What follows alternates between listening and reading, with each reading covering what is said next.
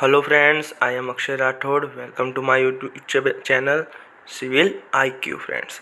Hello friends, आज हम steel structure पढ़ेंगे। स्टील स्ट्रक्चर में आज हम क्विक रिवीजन करेंगे और हम आज 2 से 3 मार्क्स हमारे सिक्योर करेंगे आने वाली एग्ज़ाम के लिए।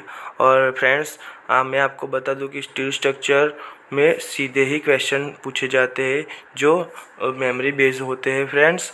और वो उसका मैं आज क्विक रिवीजन करवाता हूँ। हम लोग कई बार ऐसी गलती कर देते हैं कि कई बार सिंपल क्वेश्चन हमें भूल जाते हैं क्योंकि वो मेमोरी बेस्ड क्वेश्चन होते हैं। उसमें बहुत हमें दिमाग नहीं लगाना होता। तो फ्रेंड्स, लेट्स सी। फ्रेंड्स, पहला क्वेश्चन है स्पेसिफिकेशन इन बोल्ट मिनिमम पिच।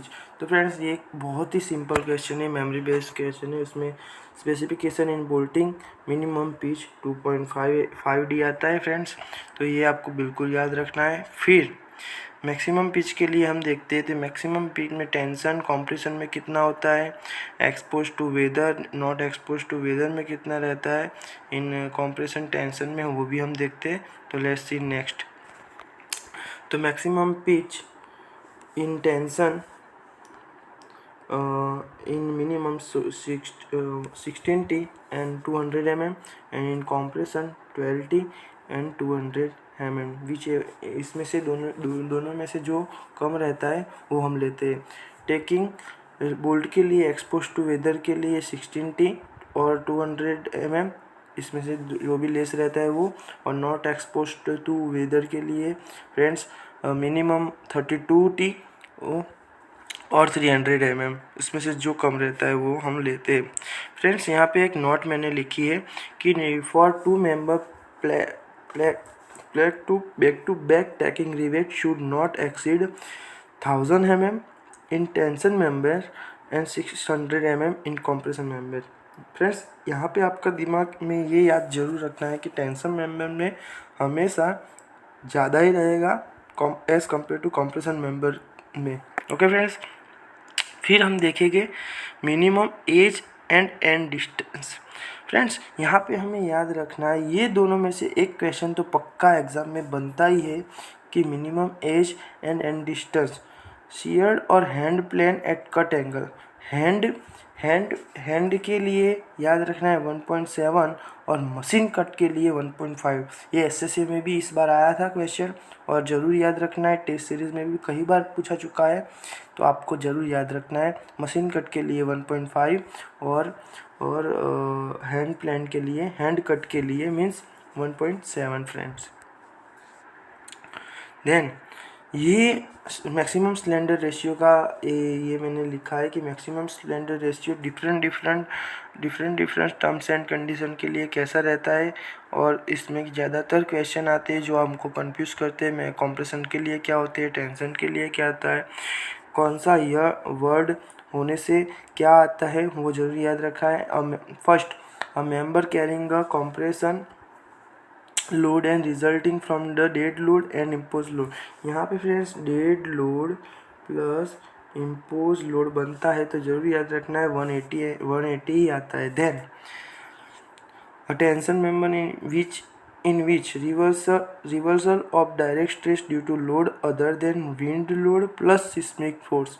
यहाँ पे WL प्लस सिस्मिक फोर्स आता है तो बनता है 180। तो दोनों 180 किस किस के लिए बनता है, तो फर्स्ट डेड लोड और इम्पोज लोड, ये दोनों के लिए 180 बनता है। Then a tension member reversal और direct stress due to a load other than wind and seismic force के लिए 180 बनता है friend. Then compression flange of beam against lateral torsional buckling, ये हमें तो याद ही रहता है कि टोर्सनल बकलिंग के लिए मैक्सिमम स्लेंडरनेस रेशियो 300 mm रहता है friends. A member normally act as a tie in roof truss के लिए फ्रेंड्स 350 mm रहता है। ये भी आपको सिंपली याद रहेगा। फिर फ्रेंड्स, ये क्वेश्चन बहुत ही कंफ्यूज करता है। ये डायामीटर के लिए है, हमेशा याद रखना, डायामीटर के लिए ग्रोस डाया ऐसा बनता है कि nominal dia plus 1.5 when 25 mm से कम रहता है तब 1.5 रहता है, और ग्रोस डाया जब 25 mm से ज़्यादा रहता है तो नॉमिनल डाया प्लस 2 mm हम यूज़ करते हैं। Okay friends. Then shape factor, ये बहुत ही इम्पोर्टेंट चीज़ रहती है शेप फैक्टर फ्रेंड्स।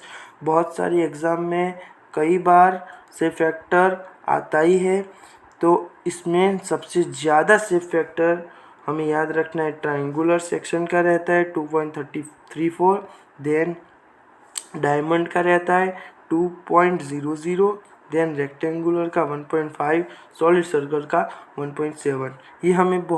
ये चार बहुत ही इंपॉर्टेंट से, बाकी के लेस इंपॉर्टेंस से बड़ा पर हम देख ही लेते हैं, क्योंकि एग्ज़ाम में कई बार हमें कंफ्यूज होते हैं, तो हमें 2 से 3 आते हैं तो हम ऑप्शन में निकाल देते हैं। तो आई सेक्शन के लिए फ्रेंड्स रहता है 1.11 1.12, देन अबाउट वीक एक्सिस के लिए रहता है 1.55, और टी सेक्शन के लिए रहता है 1.90।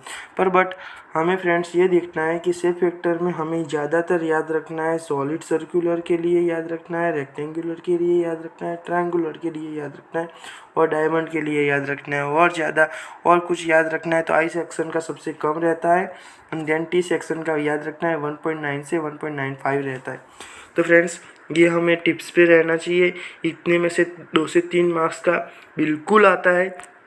इसलिए हम फिर से फ्रेंड्स मैं आपको क्विक रिवीजन करवा देता हूँ कि minimum pitch rivet 2.5D, then maximum pitch tension के लिए 16T, कंप्रेशन के लिए 12T, then expose to weather के लिए मिनिमम 16T 2 और 200 mm, then not expose to weather के लिए 32T और 300 mm, 2 member back to back, taking rivet should not exceed 1000 mm in tension and in compression 600 mm, then minimum edge and end distance के लिए hand cut के लिए 1.7 into hole dia, then machine cut के लिए 1.5 into hole dia. Friends resulting load में dead load impose load का के लिए maximum slender ratio 180, then tension member in reversible directions and seismic force के लिए 180, देन टोर्सनल बकलिंग के लिए friends 300, then member normally act in time के लिए 350 फ्रेंड्स। और यहाँ पे ग्रोस डाया में नॉमिनल डाया 1.5 किसके लिए, तो 25 से कम हो तो, और 25 से ज़्यादा हो तो friends 2 mm plus 2 mm gross dia बनता है फ्रेंड्स।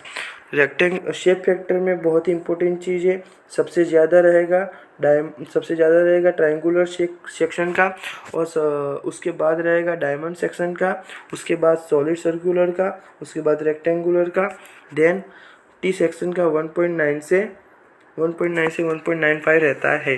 तो फ्रेंड्स ये याद रखना है, बिल्कुल याद रखना है कि किस के लिए किसका इम्पोर्टेंस ज़्यादा है फ्रेंड्स।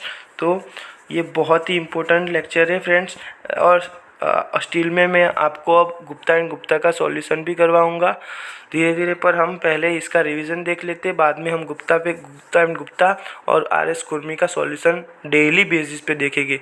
तो मेरी चैनल के साथ जुड़े रहिए, और मैं आपको अच्छे वीडियो और इम्पोर्टेंट्स SSC JEE और स्टेट PSC CSC से रिलेटेड मैं आपको वीडियो बनाता रहूँगा। Thank you friends. मेरा वीडियो अच्छा लगे तो लाइक शेयर और सब्सक्राइब करें फ्रेंड्स। Thank you.